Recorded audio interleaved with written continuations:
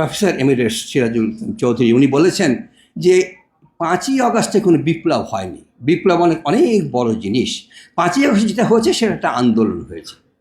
এতটা নিচু করে এই বিপ্লবকে, এই আন্দোলনকে দেখার কোনো সুযোগ নাই। বিপ্লব কাকে বলে, আন্দোলন কাকে বলে, অভ্যুত্থান কাকে বলে আপনারা সকলেই জানেন।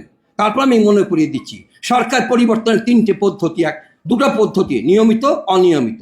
যদি নিয়মিত পদ্ধতি হয় সেটা আপনারা জানেন, নির্বাচন হবে, সরকার পরিবর্তন হবে। অনিয়মিত পদ্ধতিতে 3 ভাবে সরকার পরিবর্তন হতে পারে। একটি পরিবর্তন হতে পারে আন্দোলনের মাধ্যমে। আন্দোলন কাকে বলে? রাজনৈতিক দলগুলো যিনি ক্ষমতায় আছেন তার প্রতি অসন্তুষ্ট, তারা একটা আন্দোলন গড়ে তুললো, রাস্তায় কিছু হরতাল হলো, কিছু প্রতিরোধ হলো, তারপর সেই সরকার সম্মান দেখিয়ে নতুন নির্বাচন দিয়ে সরকার ক্ষমতা থেকে চলে গেল। এটা আন্দোলন হলো, আন্দোলনের ফসল। আরেকটা হলো অভ্যুত্থান। অভ্যুত্থান কীভাবে হতে পারে? দুভাবে হতে পারে। একটা হলো সামরিক অভ্যুত্থান, আর একটা জনগণের অভ্যুত্থান। জনগণ মিলে রাস্তায় আন্দোলন করলো, সরকার সেই আন্দোলনকে সম্মান দেখিয়ে পদত্যাগ করলো, নতুন নির্বাচন হলো, এবং তারপর আপনার নতুন নির্বাচনে সরকার পরিবর্তন হলো। এটা হলো 2 নম্বর আন্দোলন। আর 3 নম্বর যেটা, সেটা হলো বিপ্লব। সেই বিপ্লবটা কিন্তু সাধারণ বিষয় নয়। 100 বছরও সেই বিপ্লব কিন্তু একবার সংগঠিত হয় না।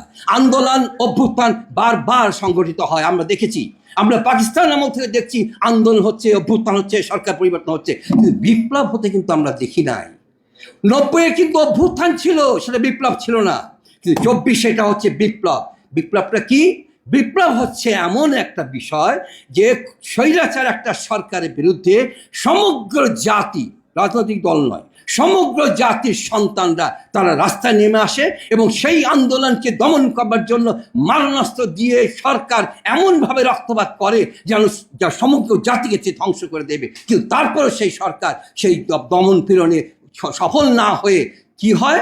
নিজের জীবন বাঁচানোর জন্য দেশ থেকে পালিয়ে যায়। ওইটাকে বলে বিপ্লব।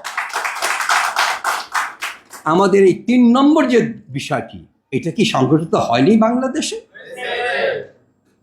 প্রধানমন্ত্রী নয়, প্রধান বিচারপতি পালিয়ে গেছেন, এমনকি প্রধান মসজিদের খতিব তিনিও পালিয়ে গেছেন। তাহলে বিপ্লব কাকে বলে? এরপরে আর বিপ্লব, প্রফেসর সিরাজুল ইসলামের প্রতি আমার পূর্ণ শ্রদ্ধাকে আমি বলতে চাই, এটা কি বিরাট বিষয় নয়?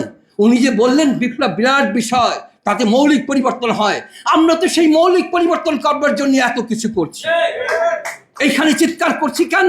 শুক্রবার আজকে চিৎকার করছি সেই মৌলিক বিষয়গুলি পরিবর্তন করবার।